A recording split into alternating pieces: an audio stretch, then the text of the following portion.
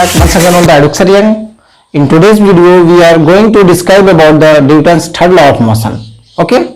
आज के वीडियो में हम लोग बात करने वाले हैं Newton third law of motion का और उससे रिलेटेड जो भी एप्लीकेशंस हैं जो हमारे डेली लाइफ्स में परफॉर्म्स होते हैं उसको हम लोग जानेंगे आज के वीडियो में. तो let's see what is the Newton third law of motion. Third law of motion आपका क्या कहता है ये हम लोग जान रहे हैं.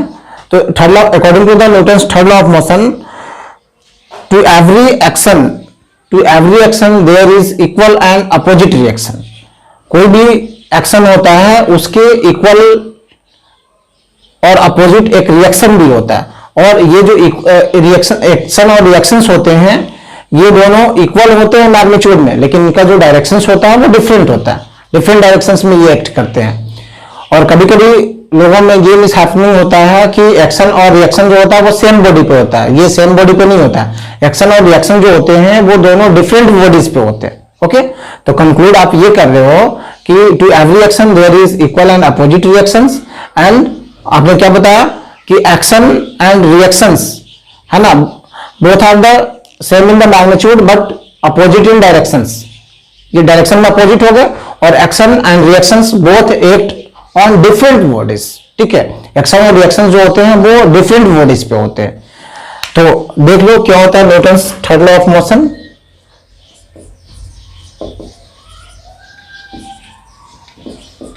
थर्ड लॉ ऑफ मोशन हम लोग देख रहे हैं.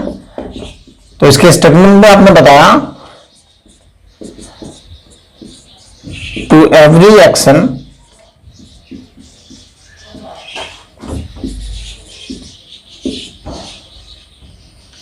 there is equal and opposite reaction. There is equal and opposite reaction.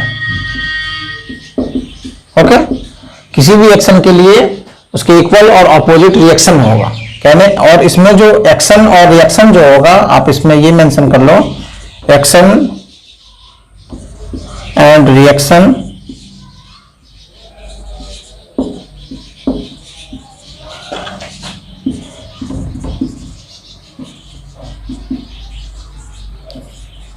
both having same magnitude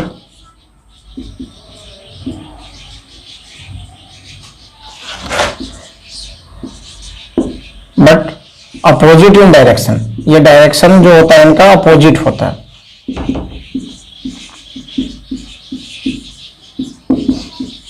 okay, उसके बाद आपने क्या बताया कि जो एक्शन और रिएक्शन होता है वो दोनों डिफरेंट बॉडीज पे एक्ट होगा.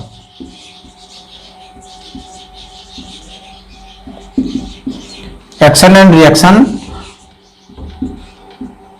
acts on different bodies, act on two different bodies.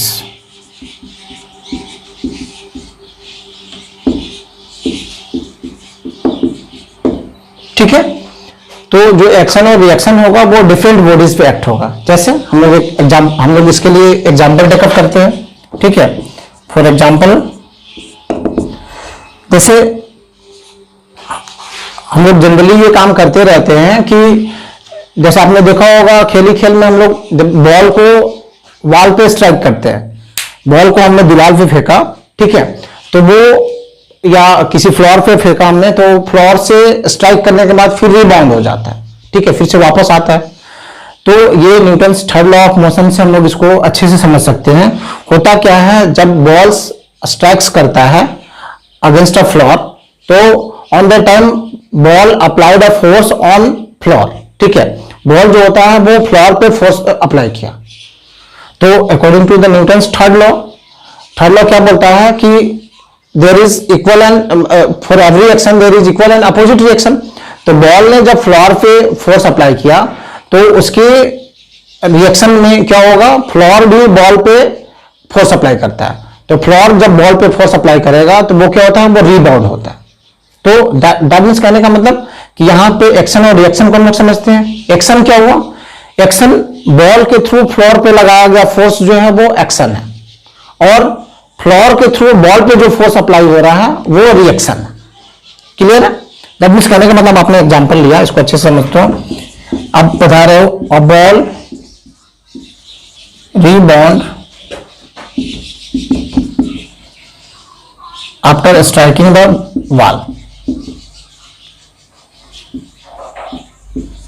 ठीक है, तो जब बॉल जो होता है वो वॉल पे स्ट्राइक करता है, तो देखो यहां पे हम लोग एक्शन को समझते हैं। एक्शन क्या है, तो एक्शन रिएक्शन हम लोग देखते हैं इसमें। जब बॉल रिबाउंड हो रहा है वॉल पे स्ट्राइक करने के बाद, तो एक्शन क्या हुआ, एक्शन होगा फोर्स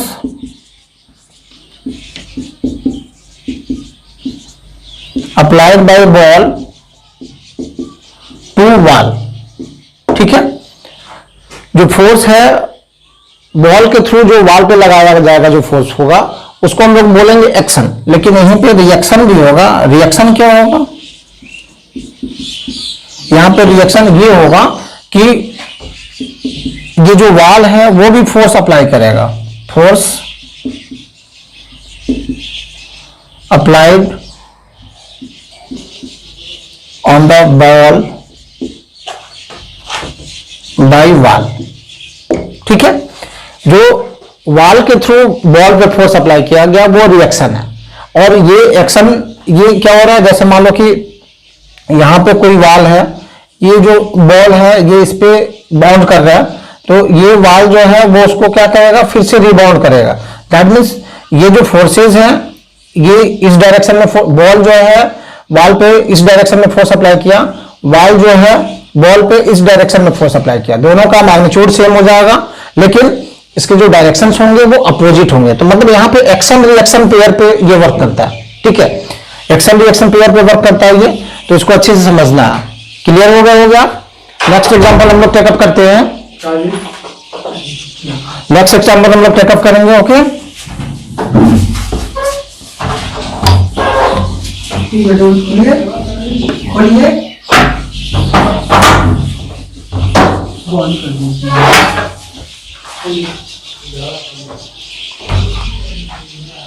नेक्स्ट हम लोग एग्जांपल इसका टेकअप करते हैं।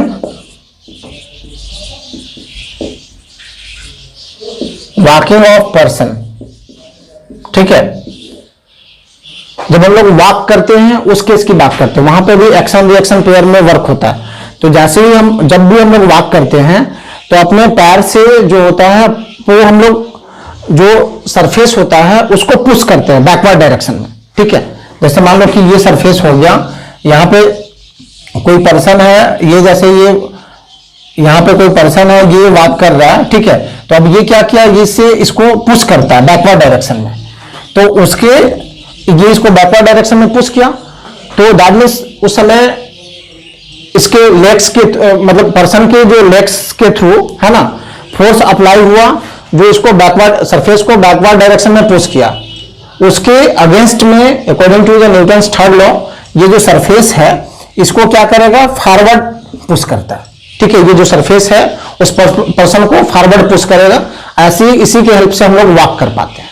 ठीक है, तो ये भी एक्शन रिएक्शन पेयर में वर्क करता है, एक्शन रिएक्शन पेयर में वर्क करता है। दैट मींस आप क्या बताओगे, जब ग्राउंड पे किसी भी पर्सन के थ्रू जो फोर्स लगाया जा रहा है उसको पुश करने में, ठीक है, यानी आप बता सकते हो force exerted by a person to pushing the ground, है ना, बैकवर्ड, तो इसको हम लोग बोलेंगे एक्शन, है ना। इसमें एक्शन क्या होगा, एक्शन इसमें आप बताओगे फोर्स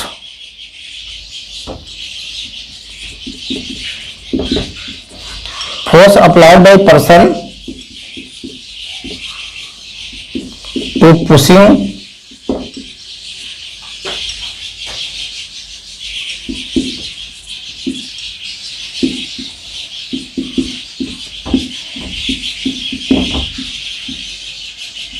ठीक है, फोर्स जो अप्लाइड हो रहा है पर्सन के थ्रू सरफेस को बैकवर्ड पुश करने में, तो ये आपका एक्शन हुआ।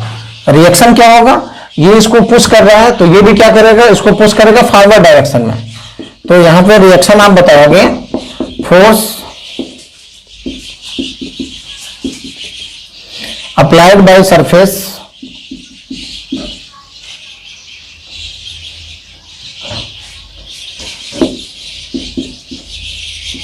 to push in forward direction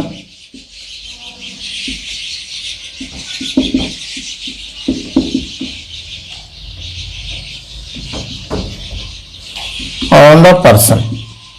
ठीक है, उस पर्सन पे जो है वो फॉरवर्ड डायरेक्शन में पुश करने के लिए उस पे सरफेस के थ्रू जो फोर्स लगाया जा रहा है, ठीक है, ग्राउंड के थ्रू जो फोर्स लगाया जा रहा है वो आपका हो जाएगा रिएक्शन। समझ में आ गया? तो इस तरीके से वॉकिंग हो पाता है। वॉकिंग में जैसे फर्स्ट में हम लोग कोई पर्सन जो है वो ग्राउंड को पुश करता है, ठीक है, और तो ये इसके थ्रू आपका एक्शन हो गया। उसके बाद ये जो ग्राउंड है उस पर्सन को भी फॉरवर्ड डायरेक्शन में पुश करता है, तो ये इसके थ्रू रिएक्शन हो गया। देख रहे हो आप, डायरेक्शंस दोनों का अपोजिट है, ये इस डायरेक्शन में है, ये इस डायरेक्शन में है, दोनों का मैग्नीट्यूड सेम है लेकिन डायरेक्शन जो होगा वो अपोजिट होगा। तो ये आपका न्यूटन्स थर्ड लॉ का हम लोग जो है एग्जांपल्स देख रहे हैं। और आगे और देखते हैं एग्जांपल हम लोग।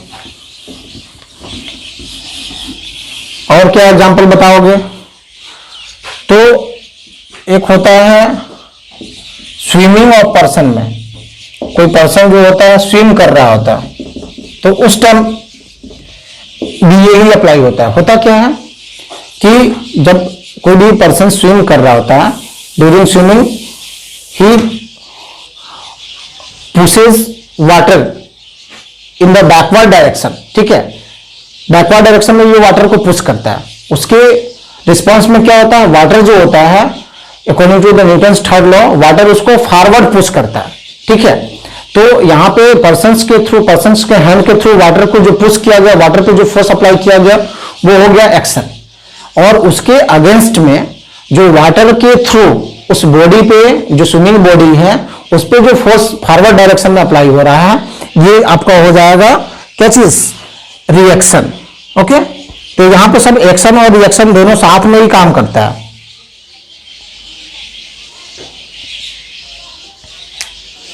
तो आप बताओगे यहां पे क्या हो गया, action, force applied bye swimmer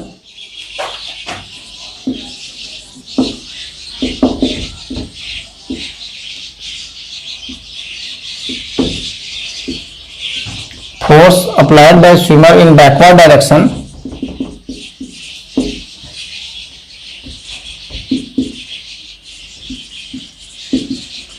water पे जो फोर्स अप्लाई कर रहा है, ओके, ये एक्शन हो गया। और इसके अगेंस्ट में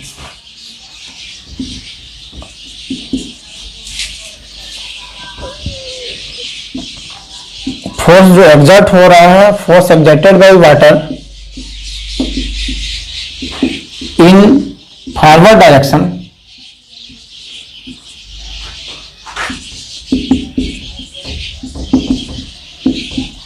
on the swimmer, ठीक है, जो स्विमिंग करने वाला पर्सन है उस पर ये जो फोर्स अप्लाई कर रहा है वो आपका हो जाएगा रिएक्शन।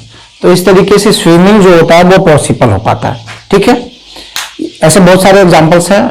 जब भी हम लोग बोट से, अब देखते हैं बोट पे स्विमिंग वगैरह करने जाते होंगे, बोट से हम लोग ये करते हैं, तो जब भी हम लोग बोट से जंप करते हैं, आप देखते होंगे जब लास्ट में वो बोट लाके खड़ा करता है तो उसमें से जब हम लोग बाहर उतरने की कोशिश करते हैं, तो जब हम उस पे से जंप करते हैं तो जंप करने की ड्यूरेशन हमारे लेग्स के थ्रू उस पर फोर्स अप्लाई होता है।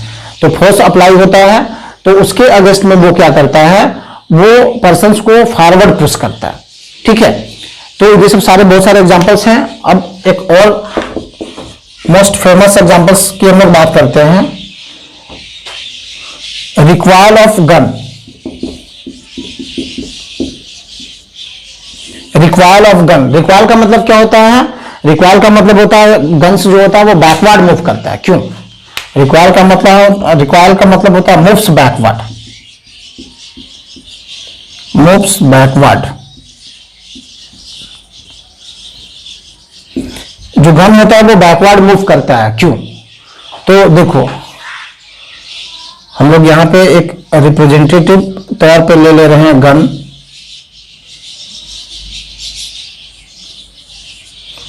ये देखो ये गन हो गया, एक गन हमने बनाया हुआ है यहां पे। तो ये जो गन है जैसे ही बुलेट फायर करेगा, ठीक है, ये आपका हो गया बुलेट, ठीक है। तो जैसे ही गन का ट्रिगर दबाते हैं यहां से बुलेट निकला, ठीक है।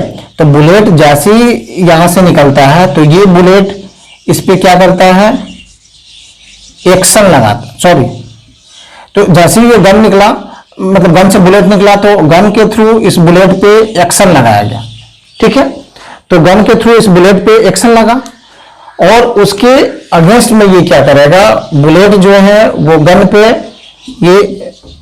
ये एक्शन हो गया और उसके अगेंस्ट में जो बुलेट है इस पे रिएक्शन अप्लाई करता है। ठीक है, इस पे रिएक्शन अप्लाई किया, तो रिएक्शन जब अप्लाई करते हैं तो चूंकि इसका मास जो होता है, गन का मास बुलेट के मास से ज्यादा होता है। ठीक है, मास of gun is more than the mass of bullet, तो इसलिए इसका जो मास ज्यादा होता है और ये जो होता है काफी हाई स्पीड से मूव करता है, तो उसका कम इफेक्ट इस पे पड़ता है, लेकिन ये मूव्स करता है बैकवर्ड डायरेक्शंस में। ठीक है, तो इसलिए जो नए पर्सन होते हैं जो गन चलाते हैं, ठीक है, तो उनको ज्यादा जर्किंग फील होता है। जिनको पता है कि ये बैकवर्ड मूव करेगा तो वो तो संभल के चलाते हैं, लेकिन जो नए होते हैं उनको काफी दिक्कत होती है। ठीक है, तो ये एक्शन रिक्वायरिंग ऑफ गन भी जो होता है वो भी एक्शन रिएक्शन पेयर में काम करता है। तो आप इसको ये बता सकते हो कि ये भी Newton's third law of motion पे भी मोशन पे ही काम करता है। देखो, ये गन के थ्रू जो उसके बुलेट पे फोर्स एग्जर्ट हो रहा है, force exerted by the gun on the bullet, ठीक है, ये हो गया आपका एक्शन, और उसके अगेंस्ट में force exerted by the bullet, है ना, टू द गन, तो ये हो गया रिएक्शन, है ना। तो ये सब एक्शन रिएक्शन पेयर में काम करते हैं। यहां पे एक्शन आपने क्या बताया, फोर्स एग्जर्टेड बाय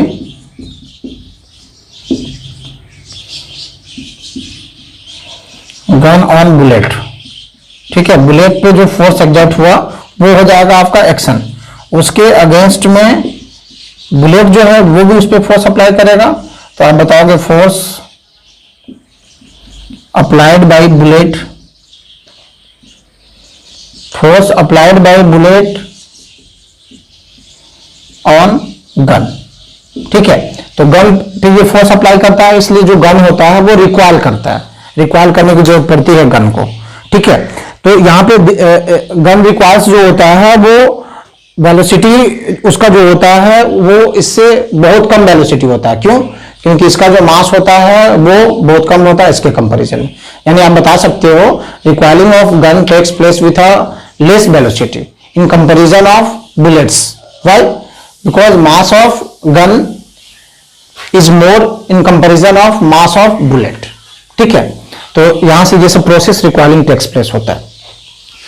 आप उसके बाद एक नेक्स्ट एग्जांपल्स टेकअप करते हो, जो रॉकेट का जो मोशन होता है, रॉकेट का मूवमेंट होता है, वो कैसे होता है, रॉकेट का जो मूवमेंट्स होता है वो भी इसी पे बेस्ड होता है। ठीक है, रॉकेट जो होता है हमारा, रॉकेट भी जस्ट ऐसे ही वर्क करता है। रॉकेट्स में ये फ्यूल फिलअप होते हैं। ठीक है, इसमें फ्यूल जब बर्न करेगा तो फ्यूल बर्नअप जैसे ही होता है तो ये गैस रिलीज करता है। ठीक है, तो ये जो गैस रिलीज करेगा, तो ये जो गैस मतलब इसके थ्रू जो गैस का रिलीजन होता है, इंजन जैसे मान लो कि जो भी इंजन है वो हॉट गैसेज उसमें फिलअप होता है, तो हॉट गैसेज का जैसे ही बर्निंग होगा, एग्जॉस्ट गैस जैसे ही ये इस पे बर्न करेगा तो ये इसको बैकवर्ड डायरेक्शन में पुश करता है। ठीक है, जेट के थ्रू ये हॉट गैसेज को बैकवर्ड डायरेक्शन में पुश किया, तो ये एक्शन हो गया आपका। ये इसके थ्रू इस पे हॉट गैसेज को बैकवर्ड डायरेक्शन में पुश करने का एक्शन हो गया। इसके अगेंस्ट में ये हॉट गैसेज जो है वो प्लेन को फॉरवर्ड डायरेक्शन में पुश करता है, तो ये रिएक्शन हो जाता है इसके थ्रू। ठीक है, तो ऐसे ही ये एक्शन रिएक्शन पेयर पे सारा वर्क करता है। अपने कभी गुब्बारा को, जैसे बैलून है, बैलून को कट करके हमने छोड़ा हुआ है, ठीक है, तो उस टाइम क्या होता है, उसमें जो एयर प्रेशर होता है, एयर प्रेशर उसमें से जैसे डाउनवर्ड डायरेक्शन में निकलता है तो उस एयर प्रेशर के थ्रू उस पर एक फोर्स एक्सर्ट होता है जो उसको अपवर्ड डायरेक्शन में सेंड करता है। तो दिस ऑल आर द ये applications related to the Newton's third law. ठीक है, तो इन दिस वीडियो हम लोग न्यूटन्स थर्ड लॉ को जाने कि what is Newton's third law, what is the statement of Newton's third law, और how Newton's third law is related to our daily's life. Okay, next video में मिलेंगे हम लोग नेक्स्ट टॉपिक के साथ। इस वीडियो में इतना है।